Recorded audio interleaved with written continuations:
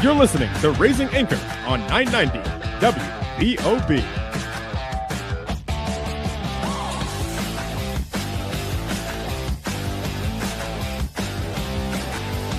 Welcome to the Raising Anchor Soccer Show with Matt Entrican and Jason Carey. Your home for news, analysis, and everything Rhode Island FC. Each week, they take you inside the locker room, inside the tactics, and inside the storyline shaping RIFC. Now, here's Matt and Jason. Rhode Island FC head to Segra Field to take on Loudoun United in championship action on the weekend. Can Khano and the gang find a way to grab 3 points and earn their first ever win against this Virginia side, or will history repeat itself? And we've got World Cup action, all of that in between, and so much more. Joining me first and foremost, of course, is co-host Mr. Jason Carey. Jason, how is it going, my friend? I'm doing fantastic. The World Cup in America, in Canada, and Mexico is here, and I am so ready for it. But on top of that, I also get the honor of welcoming back a very good friend of the show, one of the best voices providing analysis and play-by-play for action in the championship here, the one and only Ryan Davis. Welcome back, Ryan. Thanks, guys. Back in the friendly confines of the Raising Anchor Show. Love it. Ryan, it's so good to have you back on the show. You are one of the most requested guests we have every season. I don't know if it's because of the accuracy of your analytics and the stories you tell, or if it's just that smooth voice that you have. But it's so great to have you back. We talked earlier in the season, and I was shocked when we were trying to get you on for a certain particular match, and you had educated us that you've grown, you have evolved in the coverage that you provide. Originally a Rowdies broadcaster, now moving past that, covering USL at a larger capacity. I mean, we heard you on several Rhode Island FC games earlier this season.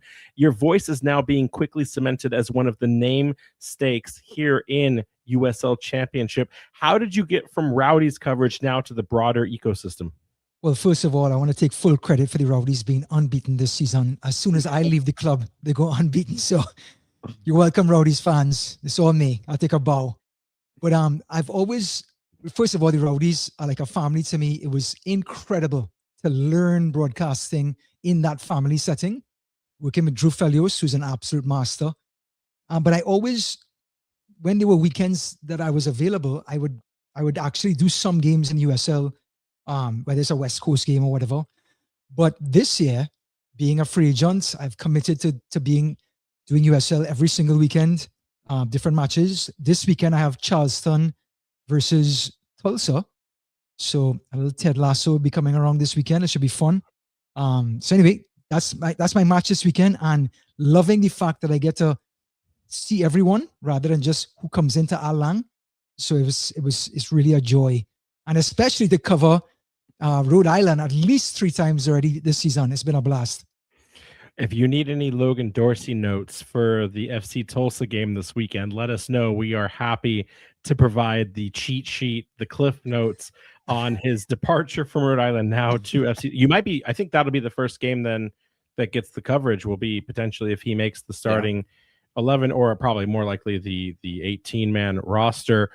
It's so great to have you. I guess I'll ask quickly, because we have so much to do in this show, and we are on a tight timeline. We're already late, and we've got World Cup coverage because people are waiting to get to that South Korea Chesney game really quickly here. So I'll ask you, from the standpoint of covering the games, from Rhode Island's perspective, from the rest of the USL Championship, has anything changed for you as you've started to branch out into the broader USL ecosystem?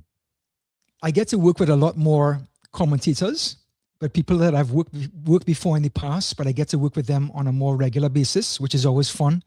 And I get a chance to talk to so many other coaches before every game. Like tomorrow, I have 2 coaches calls, the Charleston call and then the Tulsa call. And you get to just talk to these guys and ask them just about everything and hear their insights.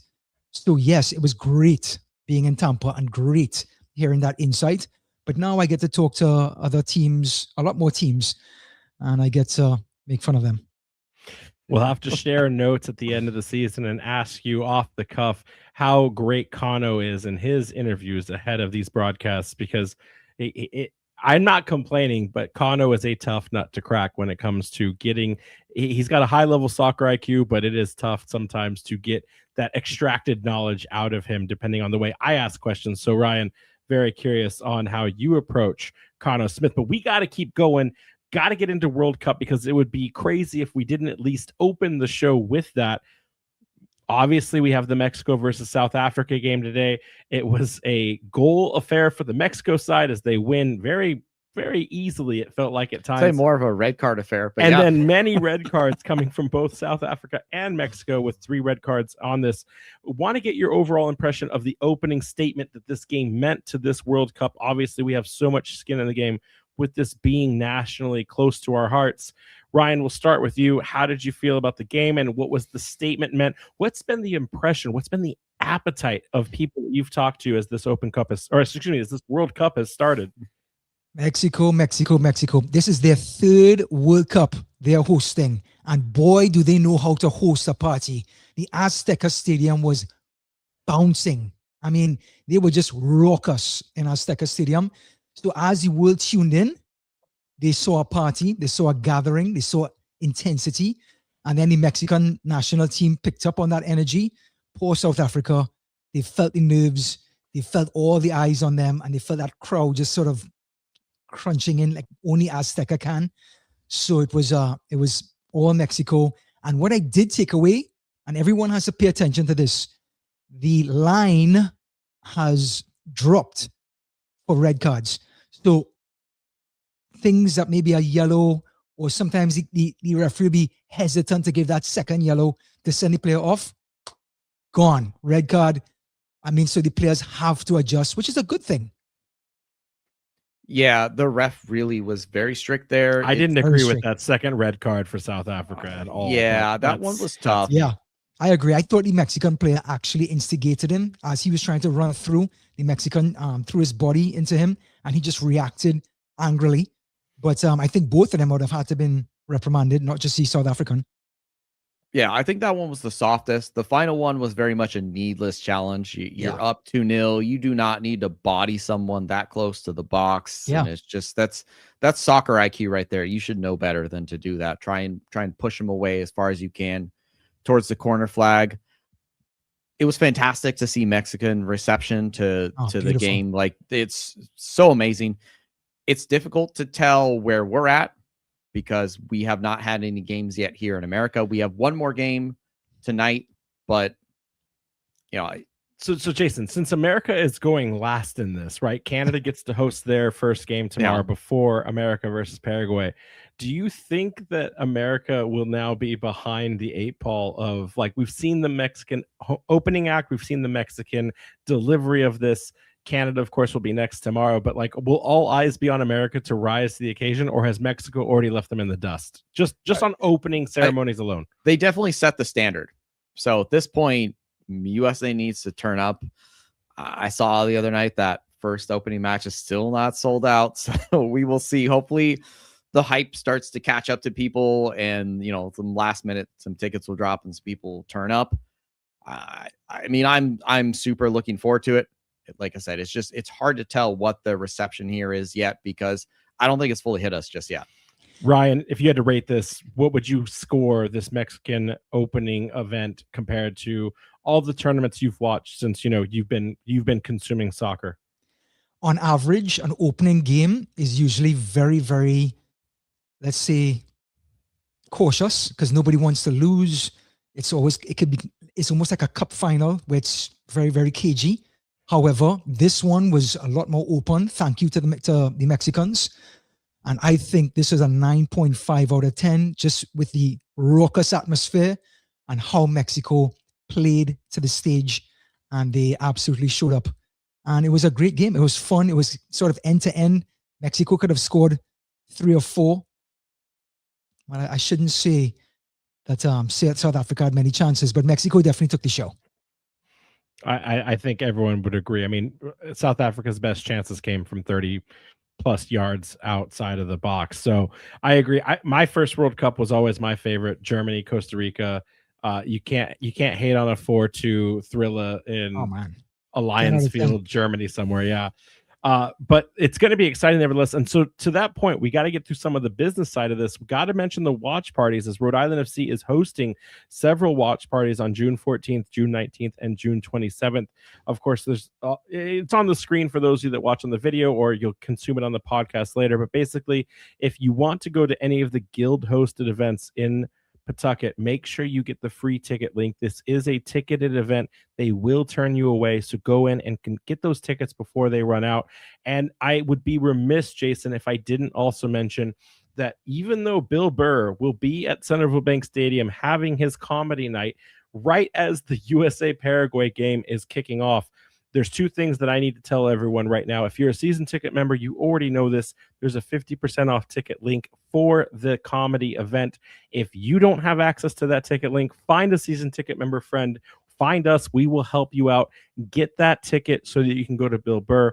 And then this is unofficial, but I have it on good standing that the game will be put on immediately at the conclusion of that comedy show. So if you're worried that it's right in the mix of the USA game, if you want to do both, if you love Bill Burr, if you want to go out for an exciting night, you'll be able to catch both. I'm curious how many Scots, as the Tartan Army has invaded Providence already. We've seen many pictures of it so far. Yeah. I'm curious how many will follow Bill Burr and go and watch his show, but it's exciting to see nevertheless. Ryan, are you a Bill Burr fan?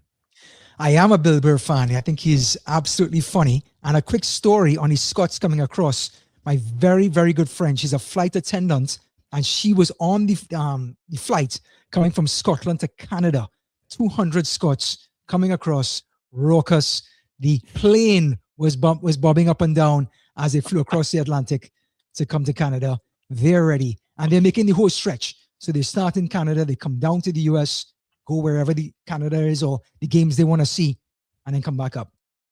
Yeah, there's going to be a lot of Tartan Army presence over the next 2 weeks as they have two games at Boston Stadium. But hashtag not a World Cup show. People are here tonight to listen to Rhode Island FC and all things USL Championship. That's why we brought the big dog in, Ryan Davis. Want to quickly get through this. Team of the round winners in Prinks Cup action. Clay Holstead gets named to team of the round, and Frank Nodarce gets honors on the bench. Jason, first and foremost, we'll start with you. Vibes on how these two players entered into that selection. Great to see them getting some nominations there. Clay did have a great game. He worked really hard there in midfield. He pressed up there and kind of, was able to catch that ball, get himself a goal. And then we saw Frank get a return to a center back position after he's been kind of pushed out wide. RB2, I won't follow that narrative anymore. He's LCB2 till the day I die. And, honestly, he had a great game. He kind of looked like he didn't skip a beat after having not been in that position for a while. Ryan, I mean, the standard bearer, you get a goal, you make the major contributions, you have solid defensive actions and a clean sheet. Is it anything other than par for the course for these two players to get named to team of the round? I want to talk about Clay Holstead real quick. Marcelo Bielsa, who's the coach for Uruguay, Pep Guardiola is a disciple of Bielsa's teachings, just like Pochettino. And he said the most valuable player on the field is what they call a two-way midfielder. He can get back, he can break plays up, and while breaking the play up, has the ability now to create an attack or have that decisive pass to break lines and create a chance. Clay Holstead is a two-way midfielder, so he's a gem for Rhode Island, and I'm so glad he got his props this week. All I'm hearing is if Pep was sticking with Man City, Clay Holstead would be getting recruited and signed to the Premier side in any moment in time. Yes. Let's get into this head-to-head record really quickly. Want to start talking about the Loudoun match overall. Obviously, this is not a team that we have seen or done things well against. Jason, the floor is yours to commiserate the lack of success against this Loudoun United side. Yeah, so the matches against Loudoun, we've not seen a lot of success. There's been one win for Loudoun where Abdelif Abukura, some would say the Loudoun Salah, he kind of put the boots to us, went up 2-0 first half there, kind of cooked us there. But, that game was a bit feisty. We saw some red cards there, Learman and Harivo both being ejected. But we played each other 4 times.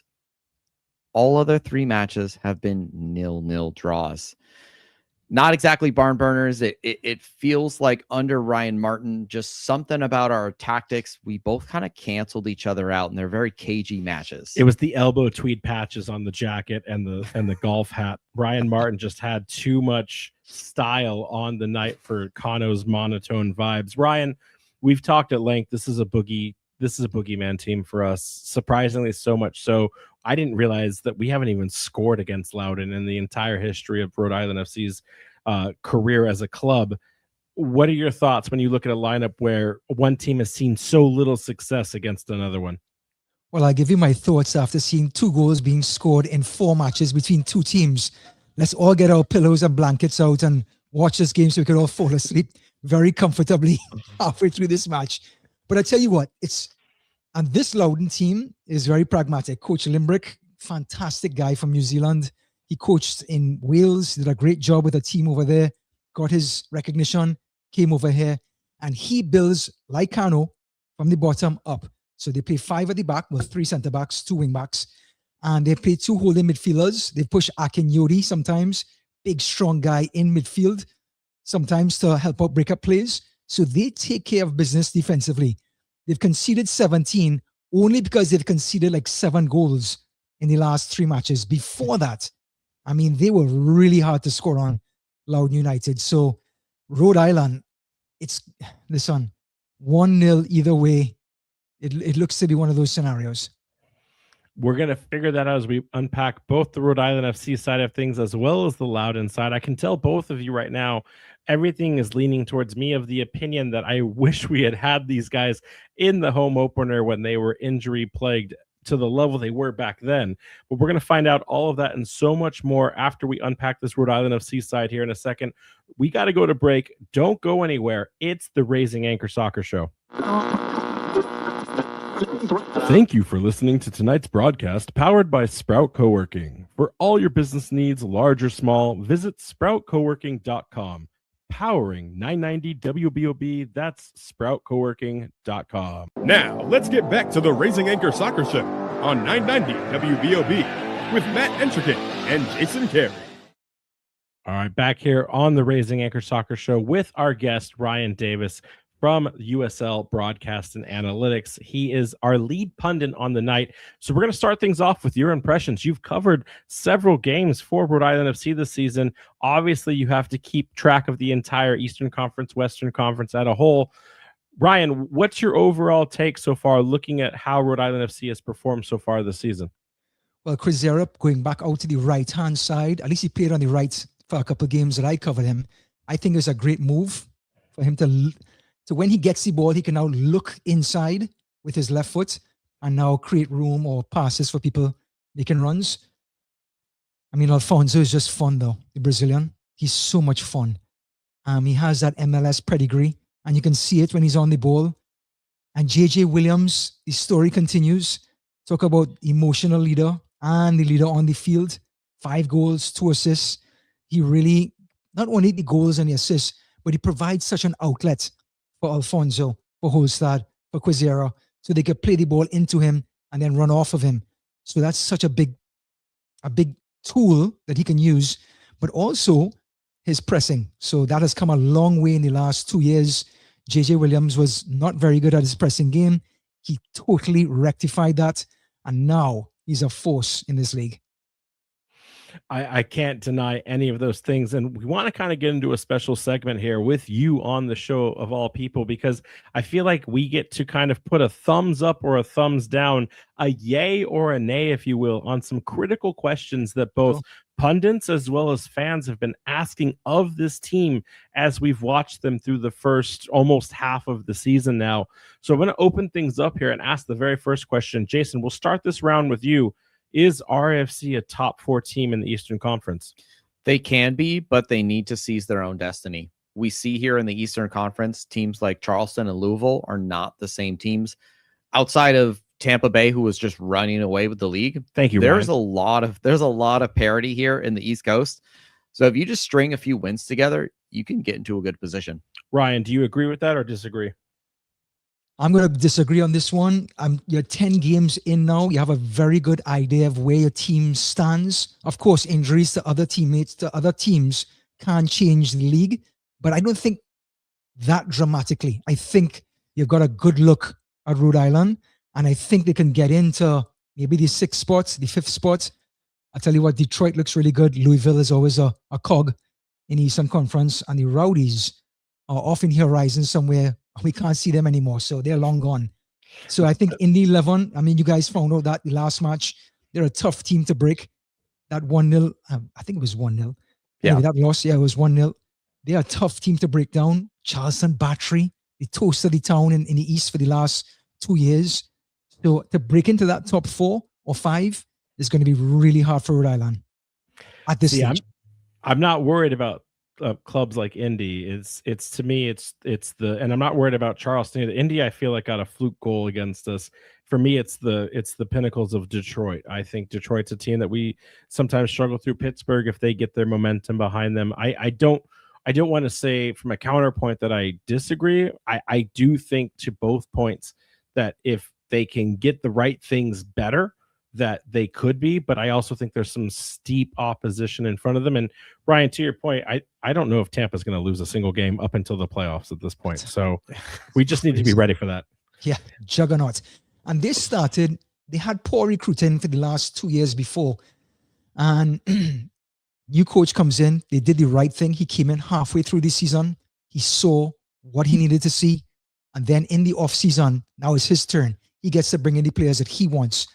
And boy, did the new owners support his wants. The whole, I mean, the locker room was cleared out. Whole different mentality came in. Lewis Hilton is one of the few that was left behind, and he's a strong character in the locker room and on the field. And this team has just gelled. They're a workman-like team, pressing-wise, and they finished. Their conversion rate is so good. It's so good. Loudoun is one of the worst in the league, by the way, so you guys are going to go up against that. But Tampa Bay, spoiler, conversion rates unbelievable. Listen, this isn't the Dom Casciato show, and if anyone has been paying attention to all the good he did at Union Omaha back in the USL one time, you've been missing out. Next question here. Rhode Island FC has already gone through their toughest stretch of their schedule. We got asked this a couple weeks ago, Jason, by a listener.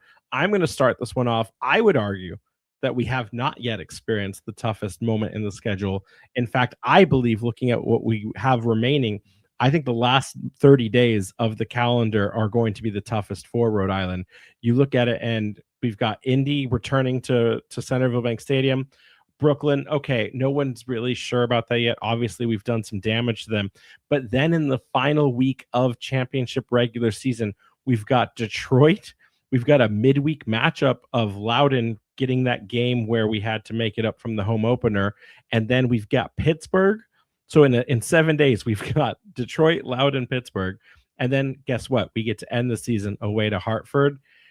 I think that's going to be the white knuckle part of the season, the squeaky bum time, if you will. And to piggyback off that real quick, Pittsburgh, that is Fan Appreciation Day, which is absolutely diabolical because we are terrible against Pittsburgh. So I don't know if they think that fans appreciate football terrorism and they're expecting a 0-0 draw because we cannot score against that game. So we've only scored one goal against Pittsburgh in the history. And it was in Jägermeister. Right. Yeah. So Ryan, just in case you don't know this, for fan appreciation games, we have now scored collectively all time in 2 fan appreciation games. We've scored 13 goals. Okay. I don't know if we're going to continue that in this third outing of a fan appreciation match against Pittsburgh. Quick insight on Pittsburgh. I covered them last week when they played Charleston. They play in a 4-4-2, but the 4 in the midfield come together as like a diamond. So they move like a group. So they allow you to go to the side as you pass the halfway line, and then they try to pin you to the sidelines. So then you have to recycle the ball again, and then they come back across here. So the quicker they can change that point of attack from the left to the right, that's where you'll catch Pittsburgh trying to shuffle across, and that's when you can use that space. But as soon as the ball comes inside the Holstad, it's going to be a rough house. They don't hold back. We'll save that and forward it to Khano. And since you said it, he'll Sure. he'll listen. We just have to figure out if it's Pittsburgh Riverhounds that are a nemesis or if it's Eric Dick, because right now all signs point to that it's the keeper in the sticks in Eric Dick. All right, last question before we get into Rhode Island's preview. Will JJ Williams surpass his all-time season goal record in USL Championship of 13 goals while with Tampa Bay? Right now, if you compare this guy's looking back to that record season with Tampa, he was at 6 goals already by week 13, but that had a hat trick fueled in between it. And then if you look at the tail end of the season, only scored twice in his final 10 games of the season. Do we see JJ Williams elevate beyond his best ever record in the championship? Ryan, we'll start with you. I say yes. I say the people playing behind him, the service that he has coming in from the sides or to his feet for him to run onto, I think he has enough quality behind him to create enough chances for him to convert. Yes. I'd have to agree. I at this point, it looks like he is, unstoppable. So as long as he stays healthy, I'm all on board for him getting double digits and getting well past beyond that 13 goal mark. The only reason he wouldn't get 13 goals is because Jose Quezera goes on an absolute tear and gets like 22 and gets golden boot for the season. Other than that, I don't see how he doesn't. Getting into this Rhode Island FC side of things, from an availability report, we still have CJ Williams and Amity Diop listed as questionable, probably close to returning, as I've not heard any major injury related news to these two players. So it's probably at a status of game by game at this point. But because of World Cup, we are not doing media sessions with this team right now. So we only can go off of what was listed last week. Jason, when I look at the starting 11 out of this, I've got us returning to a little bit of what we already know. And that, of course, is Koke Vegas in net, because Koke Vegas will never not be in net this season, with a back four of Nick Scardina, Karifa Yao. I've got Frank Nadarse continuing to fill in for Amity Diop, and Aldair Sanchez returning to that left back side. The double pivot in the center defensive midfielder of Clay Holstead and Ugo Bacharach. That front midfield three of Jose Quezera back out on the right, returning from international duty. I've got Augustine Rodriguez, Pity coming into the cam role. We'll talk about that in a second. Leo Afonso getting back out to the left wing. And of course, JJ Williams, because there's no other option right now other than JJ Williams. He's both too hot and there's no one behind him to fill in for that role. Jason, we're going to start with you because I think you're going to be the disagreeer if anything's wrong with this predicted 11. What say you, my friend? Yeah, I think we actually need to acknowledge how good Amos Shapiro-Thompson has been. He is leading the team in big chance creation. So it would seem that the gap isn't as wide as maybe some of us have seen in comparing it to Pity. And I'll admit, even myself, I had to go back and realize, like, oh, maybe I haven't been getting him enough credit as he deserves. And from what I've seen of Loudoun this year, the midfield has been pretty open the way that they like to play with their wing backs. The one concern there would be the battle against Bolu Akinyode. He has been a monster in the midfield there, just absolutely causing terror against teams. His defensive stats have been in some of the best of the league. So that could be some concern going forward. Ryan, how do you agree with that starting 11? Is there something you'd like to tweak or adjust that you think we might see on the weekend? No, I love it. Pity Rodriguez, the Argentine, I think when he gets comfortable, and I know this is him still trying to feel his way out, he has 2 assists this season already, but I think when he starts to get the ball in the back of the net, it's going to take a lot of pressure off of players, even takes pressure off of JJ Williams with that goal support. And I think Rodriguez owes you guys some goals, and I think he's going to get some. Ryan, is that a Pity Rodriguez Argentinian jersey you have on? I'm sure that must be for Pity, even though he hasn't made it into the national team just yet, right? Well, it's an Argentine shirt. Let's just go with that. Argentine shirt.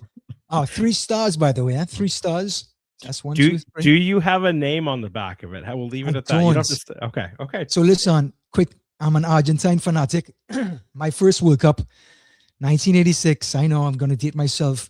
But I was swept up like somebody else. I was 12 years old. I was swept up like so many other fans by Diego Maradona.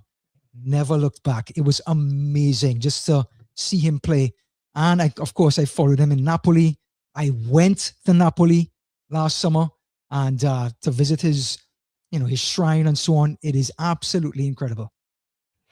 I got a chance to go to Napoli myself. I didn't get to catch a game. I did get AS Roma's final match of the season, but Wow. did not get to see a Napoli match. But Maradona is a god in Italy. Like, you think he's a god in Argentina, he is a god in at least that part of Italy. Yeah. Jason, who's our X factor on this match? We saw the lineup. Who do we think is going to do the most damage to Loudoun? Oh, it's got to be JJ. I think it's going to come down to the service to get to him, but because of the way he started the season, he will get the credit. But I think JJ is going to do some damage to their back line.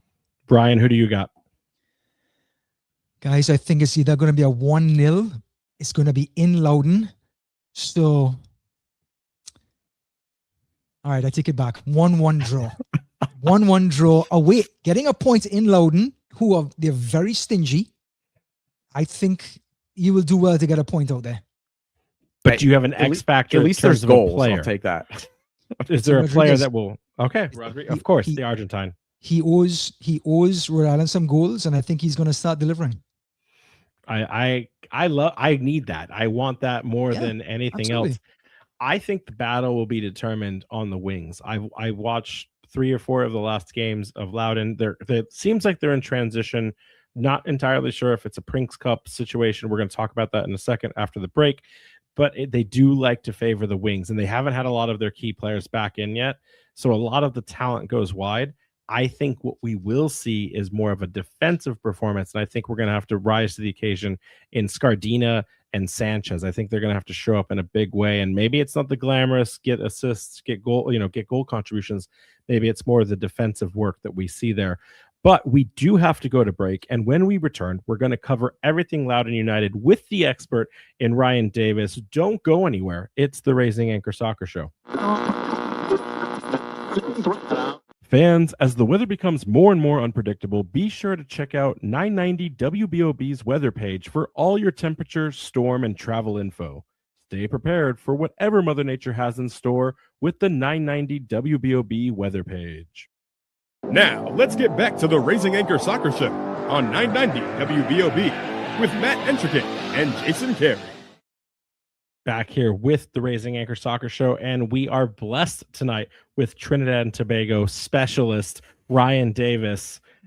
Got to start talking about this Loudoun United side. It feels disgusting to have to do it, considering they've been the proverbial boogeyman for Rhode Island FC, but it's a completely changed team since the last time we saw them, as Ryan Martin has departed to greener pastures or western pastures in the Oakland roots, and taking a sizable number of players along with him. He literally took his ball and went away to Oakland. Jason, how do we feel about this new team with Martin departed? Yeah, like Ryan mentioned, Anthony Limbrick here. He's got some pedigree here from the Welsh Premier League. Played with TNS there, and actually won a championship with them. A little bit of the other, kind of experience there with Woking, Grimsby Town, and Hartlepool United.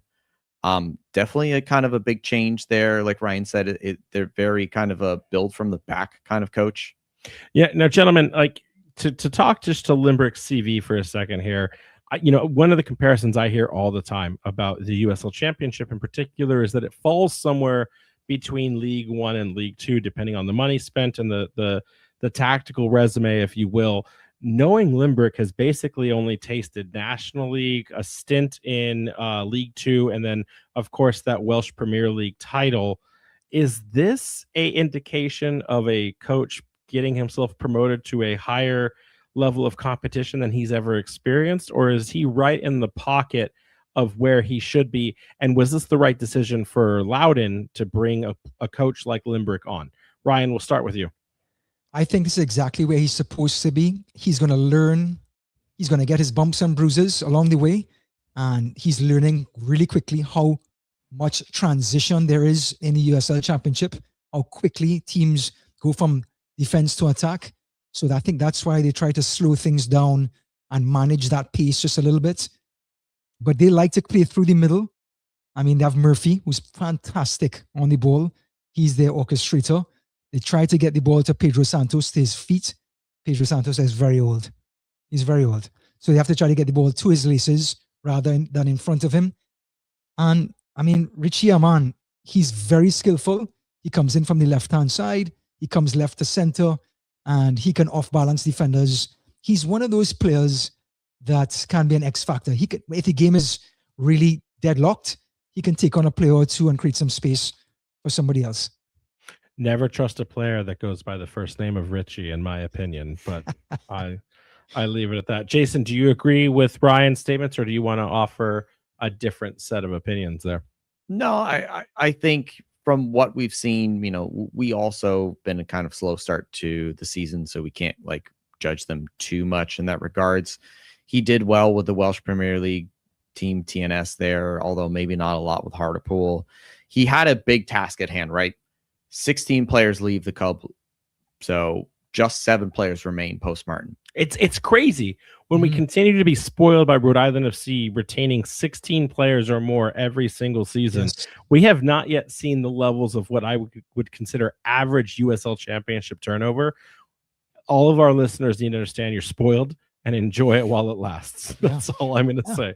To be fair, he did keep 7 pretty good players here in Pedro Santos, Kwame Awa, Jacob Erlinson, Lucas Piras, Quimi Ordonez, Boyle Akinyode, and, you know, Loudoun's one and only Salah in Abdalif Abakura. So I think he got himself a pretty good starting hand there. Ryan, how do you grade this rebuild? I mean, a lot of clubs had to turn over the entire roster, but they didn't also have to turn over the head office, the technical team. How do you grade this from an observer and watching these games unfold in front of you? Very good. You always look at the spine. Ethan Bandre in goal. He's very good. Mazel Ferro, good defender as well. Then you have Murphy, excellent player. You have Pedro Santos. And then you have Aman as well. So, and then of course, Akinyode. So that spine for Loudoun is very secure. And then outside, well, you have a lot of runners, a lot of engines, if you will, on the outside. But the players in the middle are actually very adept, very technical. I think I have to give them an A+ as well, considering what they were working with. Obviously, also, you have to look, Limbrick did not come in with more than just a handful of weeks really to shape the destiny for Loudoun this season. You get Thor Ulferson as the striker coming in. He's an Iceland test, and he's lighting up the league. You get Elvis Ammo on depth at this point. Obviously, he's probably more towards the twilight of his career, but what a depth player to get. A lot of teams can't say that. And then defensively, Ezra Armstrong from North Carolina. I know he hasn't played a game yet, but we saw how good he was in getting North Carolina to playoffs last season. Pacific Nairobi, like, he's amazing. You get Richie Aman on loan from DC United, and of course James Murphy in that midfield. I hate to say this last name, everybody, but you also get Jack Panayotu on loan from the Revolution. And Rhode Island FC fans, they know a thing or two about Panayotu. I anticipate he will be sensational, not only in this match, but in the many months and games ahead for Loudoun. But it's not been all sunshine and roses for Loudoun so far. Looking at the form in their last 5, 2-1-2 across their last 5 in all competitions, including Prinks. You know, their recent form has been topsy-turvy is the best way I could say it. If you're looking not just championship, they get absolutely mauled by Sebastian Leggett and Monterey Bay FC in a 4-1 just drubbing. They then rally in a 2-0 victory against their Virginia rivals and the Richmond Kickers in Prinks action, but then they get spanked just last night against Greenville Triumph in a 3-1 loss. I don't know what to make of this team, Jason. Like, I the more I see the inconsistency, the more we'll talk probably about the injuries and what's been plaguing this group. The gelling, it feels like I really wish the home opener had happened, because I feel like that might have been a guaranteed 3 points. I mean, yeah, beyond the leadership, the injuries, like, this team is struggling to kind of solidify its identity on the pitch. Just one win from the first 9 matches this season, and that was against the NPSL team in the Open Cup. Their only other 2 wins come from Brooklyn FC in that USL Prinks Cup victory, but they lost to the Kickers earlier this season in Open Cup, sitting on a -5 goal differential. They have the 4th lowest scoring offense in the Eastern Conference right now. Things have really not turned a corner for them yet. And Ryan, you've been saying that since the beginning of the show. The offense is in serious lack right now. I think we know why, but they're not doing all so well when it comes to what's going on down in Segra Field. Scored only 12 goals in 10 matches. I mean, that's tough. See, what happens when you don't score? Everything has to be perfect at the back. No mistakes can be made. As soon as you make a mistake, you go down a goal. You've been struggling to score goals. So everybody's like humming and hawing. So everything gets really, really tight when goals aren't flowing. When the ball gets in the back of the net, everybody feels good. Everybody gets confident. But when you're either 0-0 or down 1-0, it's really hard to go uphill for long periods of time. So goals, as we all know, change matches. But I don't think this Loudoun team, we talked about the spine, which is great. They don't have enough of a roster to compete Prince Cup and USL Championship. So they start to struggle when they have to play in two different tournaments as the season goes on. And it has been a tough week for Loudoun now, 3 games in 7 days. Talking about that, not to hamstring them in a pun with this availability report, got to talk about the players that we know are out. Ezra Armstrong and Aiden O'Connor continue to be out. They've been injured since the preseason or even beyond. But the big question, which we thought we'd be talking about and reporting, would be Jordan Farr signing back with Loudoun United to augment their goalkeeping core. He gets an injury against this Greenville Triumph side in Prinks Cup action, removed basically at the halftime in midweek action. So we've have him listed as questionable, you know, and beyond those injuries. And Ryan, if you know more as an insider, please feel free to expand. But like beyond just the injuries themselves, we also know that Mazafuro,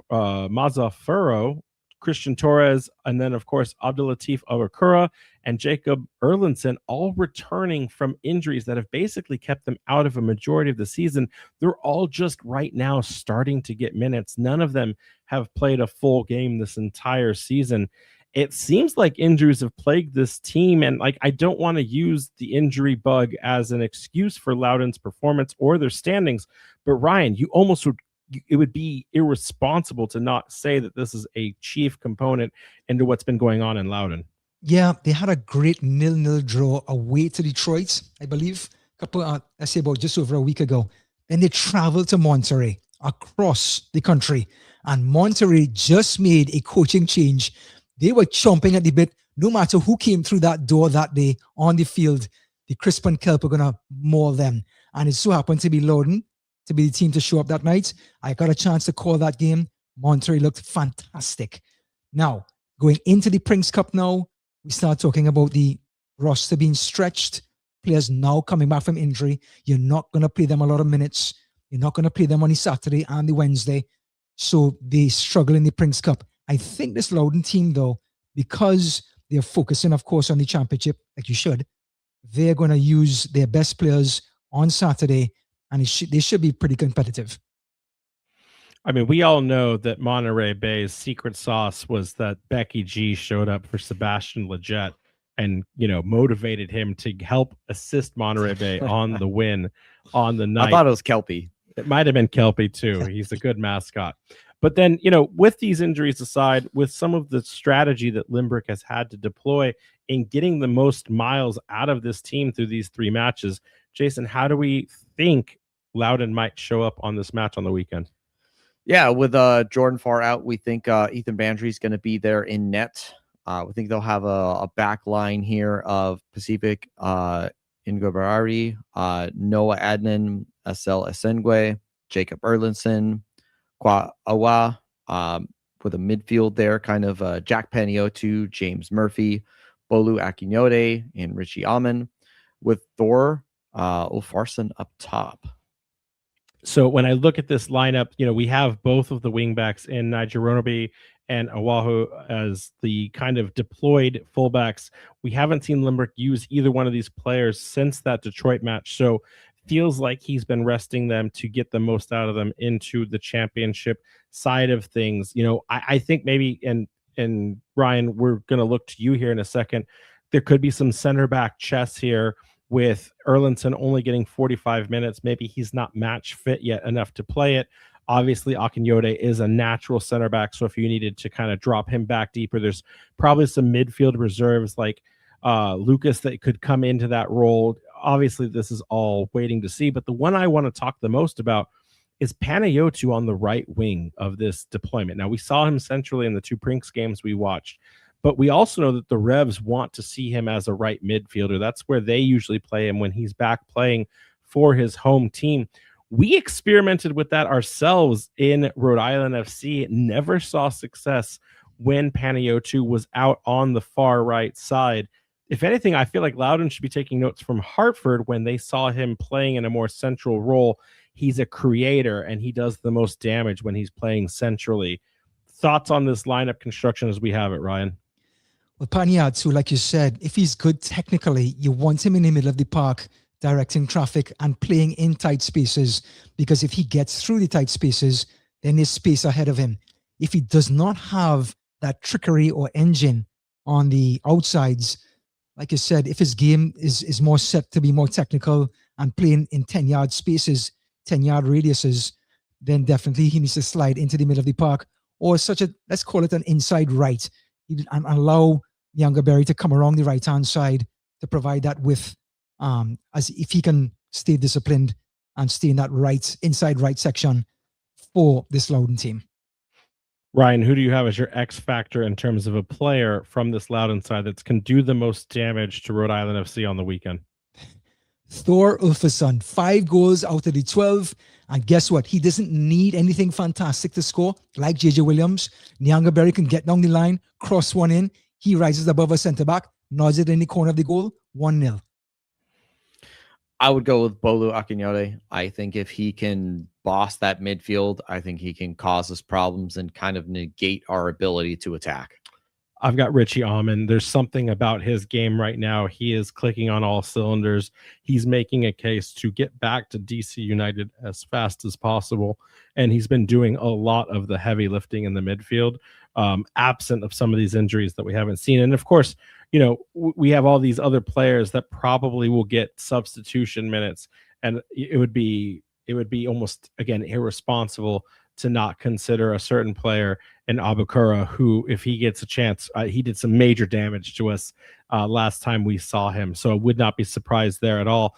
We've got to go to our final break, and when we get back, we're going to cover the major storylines that should shape out for this match here on the weekend. Don't go anywhere. It's the Raising Anchor Soccer Show. Now, let's get back to the Raising Anchor Soccer Show on 990 WBOB with Matt Entrickett and Jason Carey.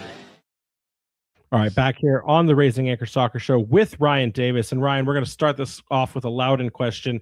Is this the toughest week of their season? Not because of the Prinks Cup, schedule makeup, but the fact that it's 3 games in 7 days, and they still are pretty much unfit with a lot of injured players returning and trying to get minutes. And they have Rhode Island FC coming to town. So this is definitely the toughest stretch of the season. So yeah, I think because of the amount of gains in so little time, and the other factor of players, a group of players coming back from injury, it's so hard for the coaching staff to pick and choose and allot the right amount of time for these players. Sometimes you sacrifice quality just to give the players the amount of time that they need to get better. And I think Loudoun is going through that stretch where they would like these players to be on the pitch for long periods of time to raise the quality, but they just can't do it just yet.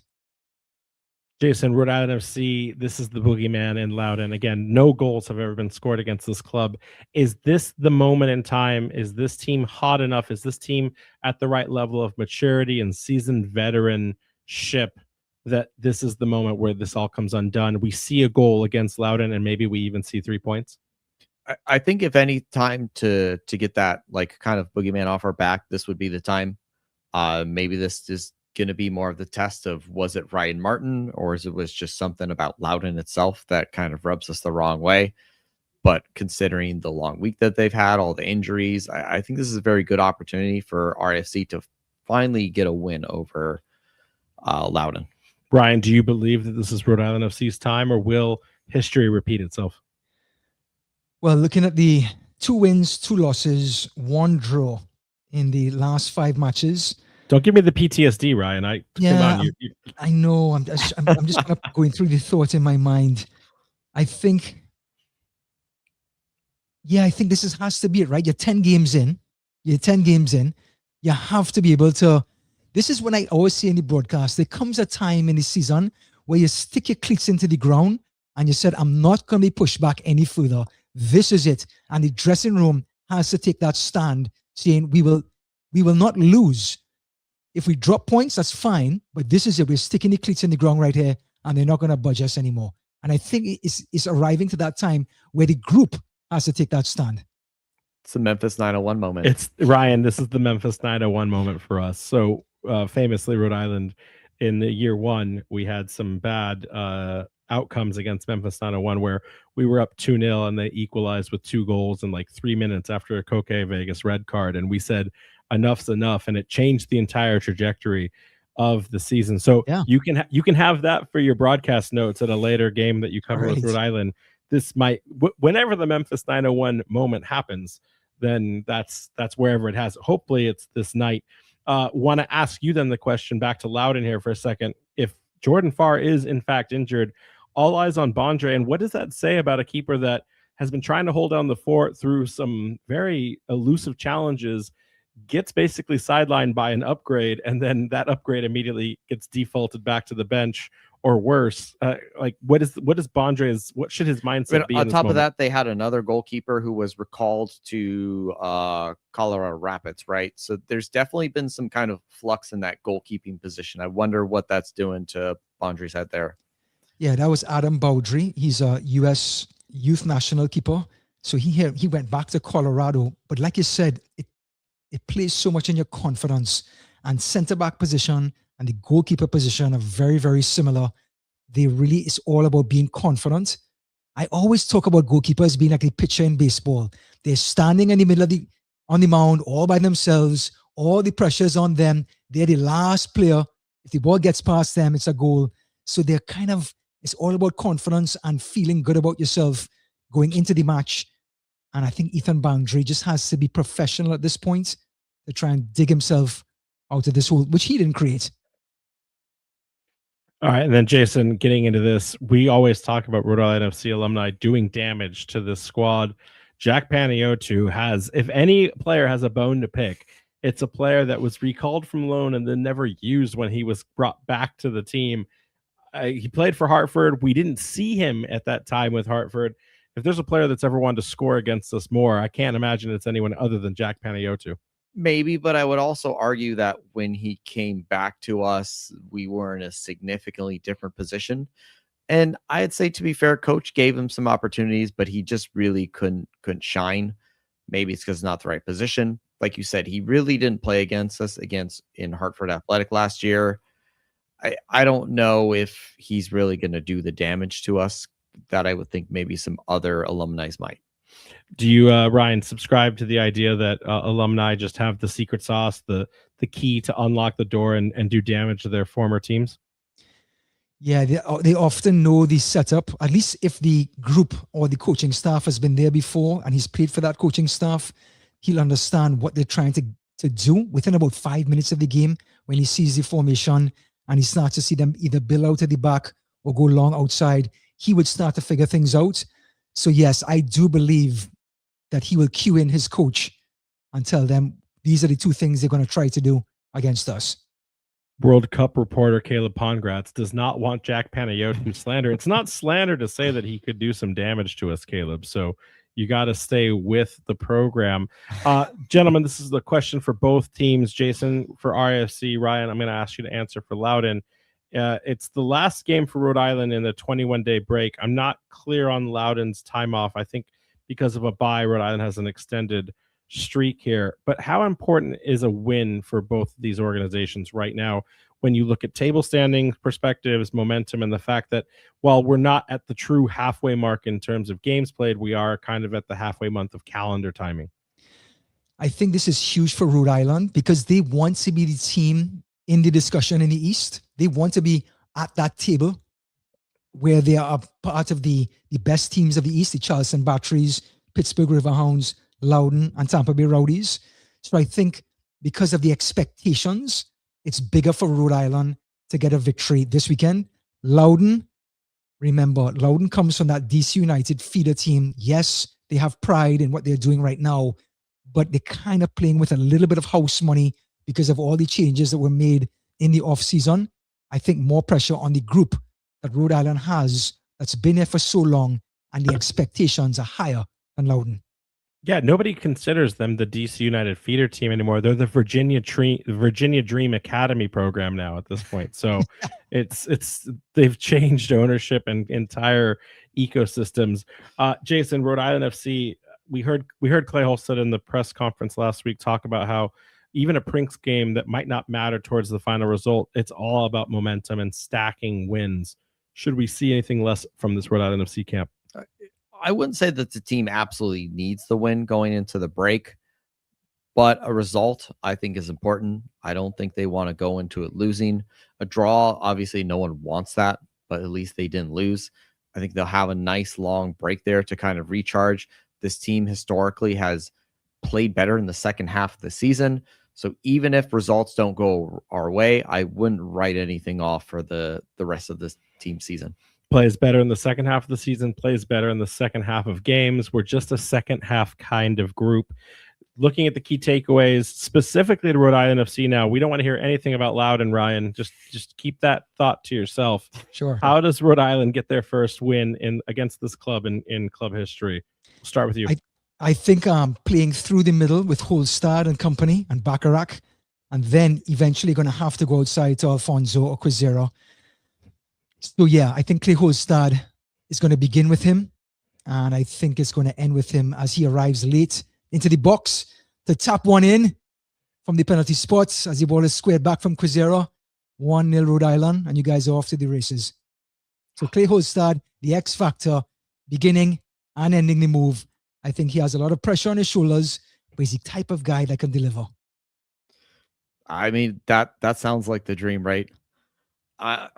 I think it's going to be important for RIFC to shut down Loudoun's wing play. So like you said, I think Scardina and Sanchez, they're going to have a big task at hand.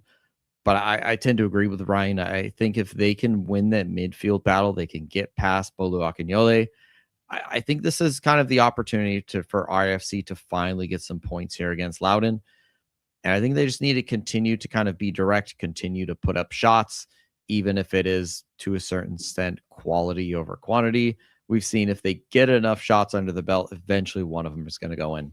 Yeah, I think one of the big challenges looking again at Loudoun's recent tactics and style of play is they abandon a lot of the space in the midfield in their opponent's half. Like they will tighten up and play compact and defensively in that double pivot, but there's a lot of room depending on how they've progressed in their own attack on either the counters or just building into the game. There's a lot of space for Rhode Island to occupy and play into, and I think that that's going to be the key. They have to learn, they have to be able to exploit that space, whether it's in transition or in buildup. We've talked now, and this is going to be a continuing storyline, that they fail spectacularly at defeating the low block, right? Like playing through and finding goals against teams that start to just compact in and play the turtle game. I don't know if this is the game to showcase that, but I do think that Rhode Island can take advantage of that in that midfield space. And if they can command that, I think they've got a good shot at it. But also, I think we're going to get very few chances with a back five. If we've already seen the low block be a problem for Rhode Island, it's going to be even more accentuated, here on the night. So I think that they're going to have to take their chances in transition more, and they're going to probably get just a handful. So that clinicalness, whether it's JJ or Afonso or maybe even Quizera, the guy is red hot. Both Quizera and Williams are red hot right now. Seeing one of them continue to stay on the scoreboard would not hurt my feelings in any way, shape, or form. So I think that's where they can take advantage of this group. But what are the refs looking like? Do we have to complain? We usually ask our pundits, we usually ask our guests how they feel about reffing so that they get in trouble and get fined from USLHQ. Who are the refs on the night for this match? Yeah, we got head ref here, Edson Carvajal, Edson Cavani's cousin there. Assistant referee Colin Ashley and Karsten Gilwald, with the fourth official being Marie Durr. Ryan, without getting you in trouble, we've been asking every pundit and analyst that comes on who their favorite ref is. Do you have a favorite ref so far in the 2026 championship season? I don't. I'm so old school when it comes to this. You really can't focus on the refs. If you're focusing on the refs, you already lost the game. They're doing their best. The striker's trying to do their best. The centre back is trying to do their best. It really does come to your chance of executing. And so I really kind of stay off of the whole ref bandwagon. I know that's very diplomatic. I get it. But I really do believe it comes down to the team's execution. So I try to stay away from the refs. Oh, one quick thing. Because Loudoun plays at 3 at the back, the 5, the 2 wing backs have so much work to do that the space is behind the wing backs. And you want to make that back 3 move. You can't have them stay stationary. So what you do is you attack the edges of the back 3, either the right centre back or the left centre back, which means JJ Williams may have to pull out wide and attack that space, and Hostad and company have to fill that in. I think that's right. And 2, with a back 4, it gives JJ, it gives Jojea and Leo, or whoever they put on the left wing, a little bit more freedom because they don't have as many defensive responsibilities. So again, if the wing backs explore up, we can capitalize and destabilize that back 3 no matter who starts on the night. And listen, Ryan, you don't have to apologize about the refs. We try not to bring them into the equation. They insert themselves into the recap of the game when we do the review show on Mondays. We try not to make them a story, but sometimes they just do that for themselves. I love it. We are trying to do 2 things. And since we have an official USL broadcaster on, we're trying to pump 2 narratives. One, JJ gets way too many missed calls, and it's because he's a bruiser. He's a big guy. A lot of calls don't go his way, and exactly. And we're trying to elevate Natalie Simon to referee of the year. I don't know how many championship games she's ref so far this season, but she is our favorite ref. So we won't complain about the ones we don't like, but we will exalt and honor the ones we do. Stay positive. I love it. Where do we vote? Where do we vote? There needs to be a ref of the year vote for championship. You got to turn it over to the fans. Yeah, 100%. I mean, it'll probably be a negative count at that point, but nevertheless, it's like golf. Keep it positive, right? So you're not focusing on the negative. You're lifting up what was great. Yep. So then you can at least have this is the shining beacon. This is what everyone else should aspire to be too. Have a talk with whoever's running and coordinating USL operations. You're closer to it than we are, and we'll go from there. Yeah, I will. I'm on it. Getting to this watch information, the game is on at 6 p.m. It's the same time as the Morocco versus Brazil World Cup match, so figure out your situation ahead of time. Defiant 1636, the supporters group, is hosting watch parties for both the RIFC game at the Guild and a separate watch party for the Morocco-Brazil game at Trinity Brewhouse. I asked the president of Defiance if there would be both games at Trinity Brewhouse, and he said, I will have my cell phone for anyone who wants to watch it. So plan accordingly. We'll have to find out more about that. But obviously, there's too much soccer going on with this World Cup. It's a shame that we have to compete over these. And of course, got to do the Bill Burr reminder. Go watch the show. It's a half off if you're a season ticket member. And if you can't get that, find a friend who's a season ticket member or reach out to us. And then allegedly, there is a watch party for the U.S. men's national team right afterwards. We can't even say it confirmed because Hartford confirmed one today for a watch party for the opening one, and they got their party canceled because FIFA stepped in and said, you can't do that because of sponsorships and so many other things. So allegedly is the key term in all things we talk about. Ryan, it is so great to have you on this show. I need you on more often personally. I didn't even get you last year. You filled in for me. How do we get you more often on our show? And then also, where can all of our fans follow you in your journey? How can we find out what matches you are actually covering ahead of time? Because maybe they just want to hear your voice and soothe them. Well, maybe if I wasn't so lousy in posting every weekend, people would know, but I'm really lousy on putting the matches on X. I think I'm going to start doing that. You know what, Matt? You said it. I'm going to deliver it. I'm going to start posting the matches I'm going to call on the weekend on X. And I'm Ryan at COYR on X. So at Ryan, COYR. So anyway. I love that you still have the COYR, by the way. Shake it. It's been so long. It's been so long. Do we have any projected winner of the World Cup that you want to say with your chest? Guys, this is expensive. So we have Spain and France. That's your easy ones. Okay, Spain and France in the final. Duke it out. Who wins? There's England, and I think England's going to get to the semifinal. I think England's going to get to the semifinal. I'm going to say that France's midfield and back line are a little overrated, and they're focusing on all attack. So they're clearly going to get far, but I wonder we get to the later stages if they're not as balanced of a team as people think they are, and it's going to cause some problems. I think Spain is a very complete team, but I also just don't know if they have the firepower in them. Yeah, well, you're right, but they come in at number 1 and number 2. They're the favorites. England is going to get to the semis, but here comes the dark horse around the corner. Nobody sees it coming. The Netherlands, the best team to never win the World Cup, is going to come around through the back door, show up in the semifinals. Good luck. That's it. You know why? Because they're such a team. They don't have the flair and the stars, but they're workmanlike. They're going to press you till you fall dead on the ground, and they don't have any egos. I'm sorry. Did you just say the best team that has never won the World Cup, and then you ignore Belgium? The 2000 and what? The 10? dark horse for the last 5 World Cups. Yeah, come on. It's the same team. Belgium, if you're gonna say sure, they're all 40 Belgium's years right old, there. but Okay, guys. Holland, 1974, lose to Germany 2-1. 78, lose to Argentina in the final 3-1, and then lose to Spain 2010, 1-0 or 2-1 in the extra time. Best team never to win it. Listen. You can say best teams ever to win it, but you can't diminish the golden generation out of that Belgium side.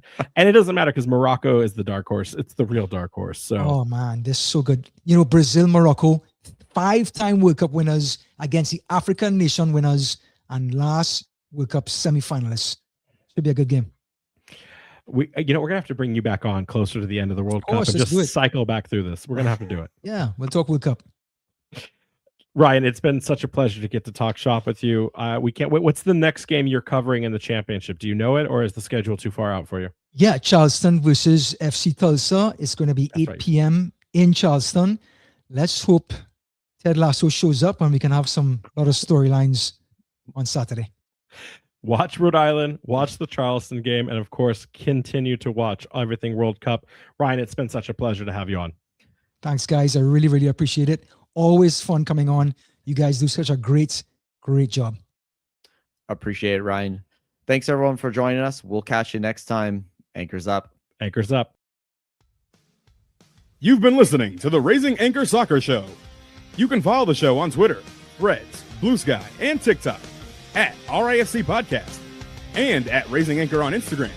And be sure to check out and subscribe to Spotify, iTunes, YouTube, or wherever you listen by searching for Raising Anchor. Make sure to check out all of our coverage over at the Blazing Musket for all your New England soccer coverage, including RAFC news at theblazingmusket.com. Fans, we thank you for listening. We ask you to be kind and courteous to your neighbors as you leave the show. We thank you for joining us and look forward to seeing you again. Until then, I'm your main man, Juju, and on behalf of the Raising Anchor crew, goodbye for now. And as always, we are Rhode Island FC.